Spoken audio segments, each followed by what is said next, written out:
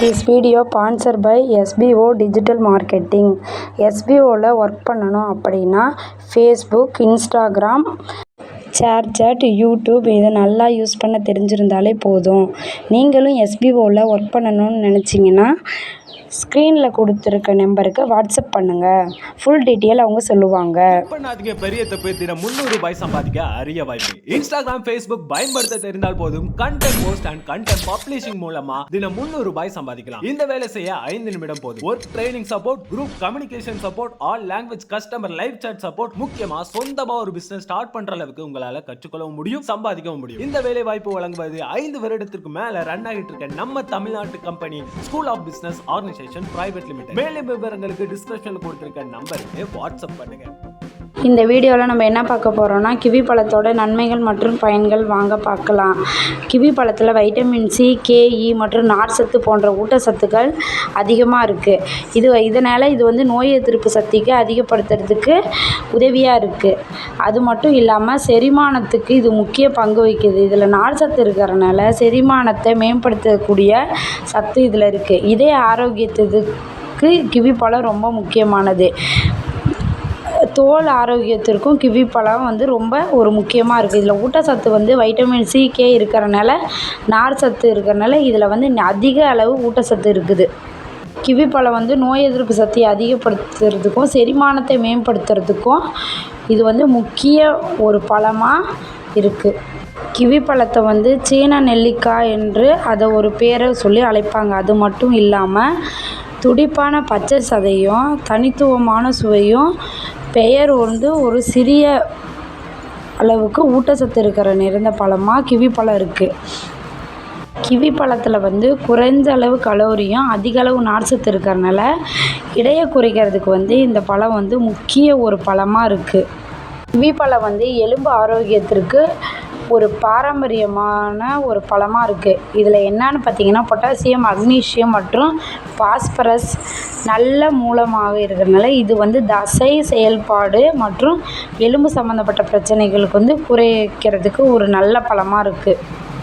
கண் பார்வைக்கு ரொம்ப ஒரு முக்கியமான பழமாக இருக்குது.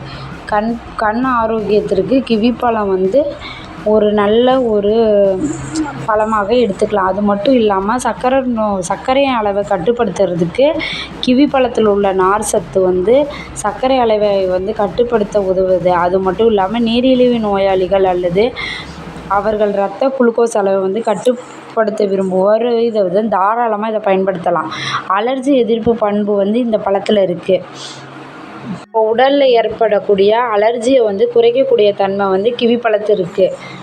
எடையை குறைக்கணும் அப்படின்னு நினைக்கிறவங்க தாராளமாக கிவி பழத்தை சாப்பிட்லாம். அது மட்டும் இல்லாமல் டெங்கு காய்ச்சலுக்கு கிவி பழம் ஒரு முக்கிய ஊட்டச்சத்தாக கிவி பழம் இருக்குது. நோய் எதிர்ப்பு சக்தியை அதிகப்படுத்துறதுனால கிவி பழத்தில் வைட்டமின் சி அதிகமாக உள்ளதுனால நோய் எதிர்ப்பு சக்தியை வலுப்படுத்த உதவுகிறது. அது மட்டும் இல்லாமல் நீரேற்றம் கிவி பழத்தில் அதிகமாக இருக்குது. உடலில் நீர் சத்து வச்சுக்கிட்டு இருக்கிறதுக்கு கிவி பழம் ரொம்ப உதவியாக இருக்குது. டெங்கு காய்ச்சல் போது நம்ம காய்ச்சல் வாந்தி இருக்கும் போது நம்ம கிவி பழத்தை தாராளமாக எடுத்துக்கலாம். கிவி பழத்தில் நிறைய சத்து இருக்கிறதுனால வீக்கத்தை குறைக்குது. அலர்ஜியால் ஏற்படக்கூடிய வீக்கம் இதை கிவி பழம் குறைக்குது. ஜீரணத்தை அதிகப்படுத்துது. அது பசியுடன் இருப்பவங்களுக்கு ஒரு சிறந்த தேர்வாக இருக்கும் இந்த பழம். கிவி பழம் சோர்வோடு இருக்கிறவங்களுக்கு நோய் எதிர்த்து போராடக்கூடிய தன்மை கிவி பழத்தில் இருக்குது. நோயாளிகள் இதை குணமடையணும் அப்படின்னு நினைக்கிறவங்க வலிமையை மீட்டு கொடுக்கக்கூடிய ஒரு பழமாக கிவி பழம் இருக்குது.